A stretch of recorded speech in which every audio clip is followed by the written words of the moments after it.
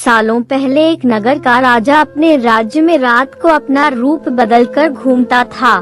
वो रूप बदलने के बाद लोगों से एक ही मात्रा मिलकर अपने यानी राजा के बारे में जानने की कोशिश करता और उनकी समस्याओं को समझता था। एक रात जब वह नगर घूम कर आया तो अचानक जोर से बारिश होने लगी। उसने देर किए बिना एक गरीब के घर का दरवाजा खटखटाया। राजा के दरवाजा खटखटाने के बाद घर से एक व्यक्ति निकला। वह एक गरीब किसान था जो अपनी पत्नी और बच्चों के साथ रहता था। बारिश तेज थी तो किसान ने राजा को अंदर आने के लिए कहा।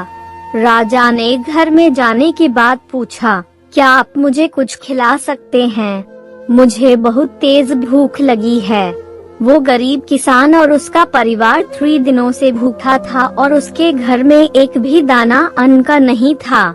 किसान के मन में हुआ कि भले ही हम भूखे हैं, लेकिन अपने अतिथि को यूं भूखा नहीं रख सकते। अब किसान ये सोचकर बेचैन हो गया कि अपने अतिथि का पेट कैसे भरा जाए।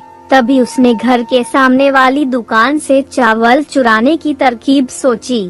उसने सिर्फ अतिथि के लिए ही 2 मुट्ठी चावल लिया और उसे पकाकर राजा को खिला दिया। तब तक बारिश रुक गई थी और राजा अपने घर चला गया। दूसरे दिन दुकान का मालिक अनाज की चोरी की शिकायत लेकर राजा के पास पहुंचा।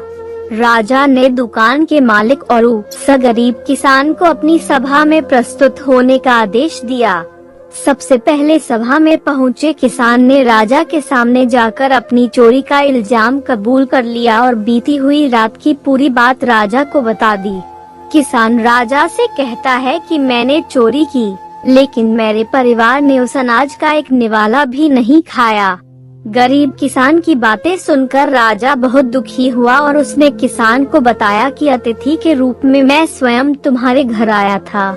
इसके बाद राजा ने सभा में पहुंचे दुकानदार से पूछा कि क्या आपने अपने पड़ोसी को चोरी करते हुए देखा था।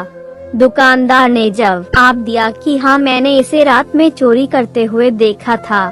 दुकानदार की बात सुनने के बाद राजा कहता है कि इस चोरी के लिए मैं पहले जिम्मेदार हूँ और फिर दूसरा तुम हो, क्योंकि तुमने अपने पड़ोसी को अनाज की चोरी करते हुए देखा मगर कभी उसके भूखे परिवार को नहीं देखा। तुम अपने पड़ोसी होने का धर्म बिल्कुल निभा नहीं पाए।